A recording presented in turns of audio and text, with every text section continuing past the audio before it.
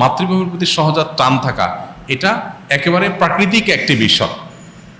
বিধায় এটার জন্য কোনো জাল হাদিস বানানোর কোনো প্রয়োজন নাই যে হব্বুল্লাতন মিনাল ইমান, দেশপ্রেমের অঙ্গ, এরকম কোনো হাদিস নবী সাল্লাল্লাহু আলাইহি ওয়াসাল্লাম বলেন নাই। নবী সাল্লাল্লাহু আলাইহি ওয়াসাল্লাম নিজেই নিজের মাতৃভূমিতে তার ভালোবাসা ছিল। সো একজন মানুষ হিসেবে আমাদের মধ্যে সেটা থাকবে, দায়িত্বশীলতা থাকবে, সেটাই স্বাভাবিক।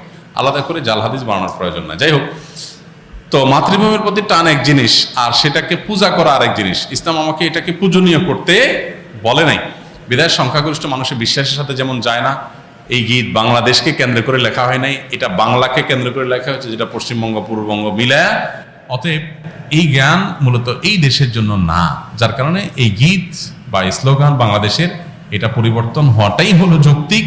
এটাকে যারা মনে করেন অপরিবর্তনীয় বা পরিবর্তনের দাবি তুললেই যারা মনে করেন যে বোধহয় সব গেল, তারা কি এটাকে কোরআন হাদিস মনে করেন নাকি যে কোরআন হাদিস এটা পরিবর্তন করা যায় না? এটা তো পরিবর্তনযোগ্য। অতএব এটা পরিবর্তন করার দাবিটা আমি ব্যক্তিগতভাবে মনে করি যে অযৌক্তিক নয়।